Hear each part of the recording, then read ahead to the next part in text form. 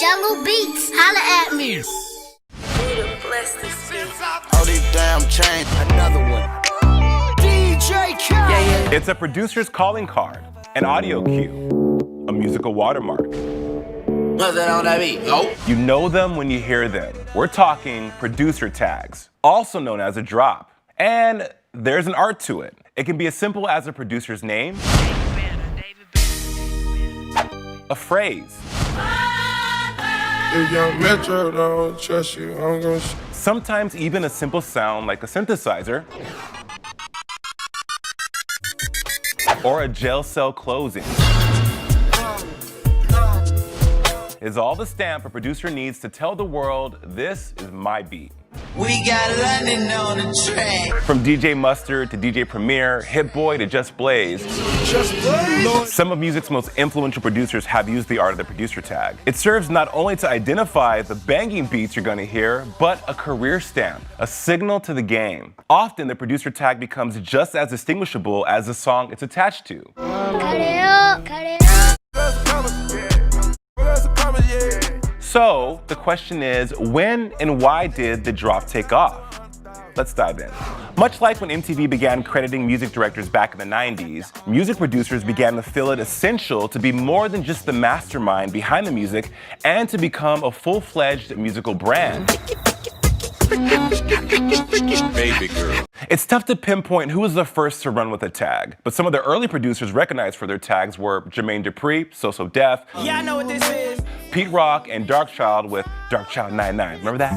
Darkchild 99. Say my name, say my name. Now, the music industry, especially urban and hip-hop genres, are chock full of competition. 90s rap saw a huge surge of popularity from both coasts, both vying to be on top and own the game. The West Coast delivered Dre, Snoop, and Tupac, and the East Coast answered back with Biggie Smalls and his producer, you may have heard of him, Sean Puff Daddy Combs, who would stamp his signature Bad Boy on all those cuts. Bad Boy, 2000. If you want to win the rap game, you got to put your name out there and you got to also brag about it. We the best! Which brings us to our next point, why producer tags are unique to hip hop. This is a genre of the hustle. The hustle is strong, and there's a showboating nature ingrained in hip hop. Many up-and-coming producers like Tay Keith and Cash Money AP recognize that their tag helps push them forward towards being a powerhouse player in the game and use it to their advantage. So, what makes a good producer tag? The key is to be distinguishable. And producers often get creative with it, like Pierre Bourne, who took his tag from the Jamie Foxx show. Yo, Pierre, you wanna come out here? Yo, Pierre, you wanna come out here?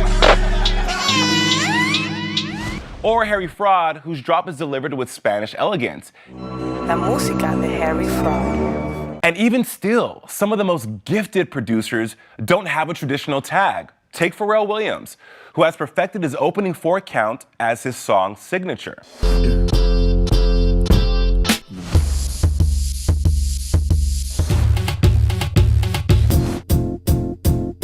It might seem crazy what I'm about to say.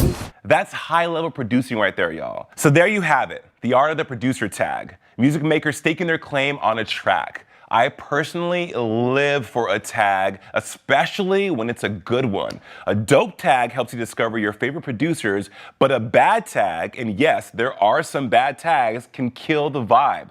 Sometimes a tag is littered throughout the song and can be too self-serving and gratuitous and distract from the actual reason we are here, and that's the music, which is what the producers should be wanting to showcase, right? And once you hear that song you love, that one you just jam out to, the tag is just a cherry on top. Mike Will made it. 'Cause you did.